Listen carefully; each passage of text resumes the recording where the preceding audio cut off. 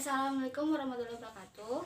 Di sini saya Yunarti dari Aku Kultur 2 akan menjelaskan mind mapping yang sudah saya buat mengenai praktikum pengambilan dan pengawetan sampel. Dalam mind mapping ini saya akan menjelaskan mengenai pengambilan dan pengawetan sampel plankton dalam suatu perairan, baik itu air laut ataupun sungai. Yang pertama yaitu ada pengambilan sampel.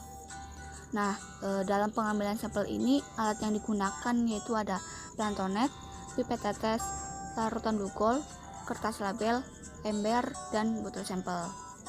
Planktonet di sini yaitu adalah jaring dengan mesh yang disesuaikan dengan ukuran plankton.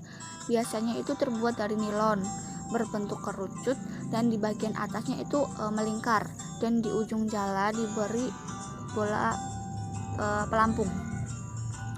Pipet tetes di sini digunakan untuk mengambil larutan glucol yang akan digunakan untuk pengawetan sampel.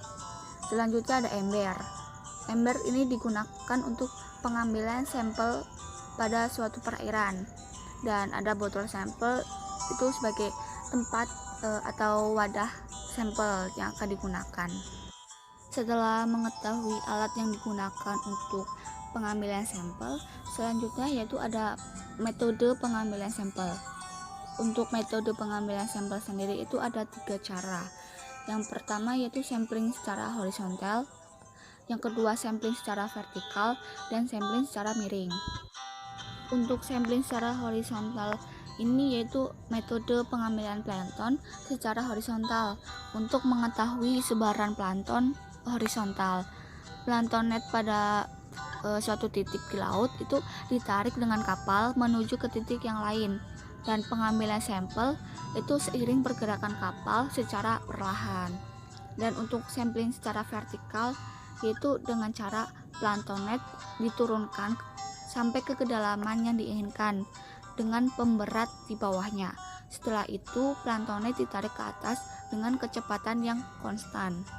Dan yang ketiga itu sampling secara miring.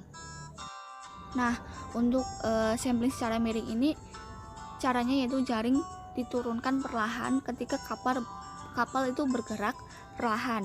Besar sudut kawat dengan garis vertikal itu kurang lebih 45 derajat. Setelah mencapai kedalaman yang diinginkan, planktonet itu ditarik secara perlahan dengan posisi sudut yang sama. Dan untuk metode pengambilan sampel yang sederhana itu adalah sampling secara vertikal. Karena sampling secara vertikal ini merupakan cara termudah untuk mengambil sampel dari seluruh kolom air. Setelah sampel diambil, kemudian sampel itu dimasukkan ke dalam botol, dan selanjutnya yaitu pengawetan sampel. Untuk pengawetan sampel ini, sampel itu diberi larutan glucol. Larutan glucol ini diambil dengan menggunakan pipet tetes, kemudian diberikan kepada botol sampel tersebut.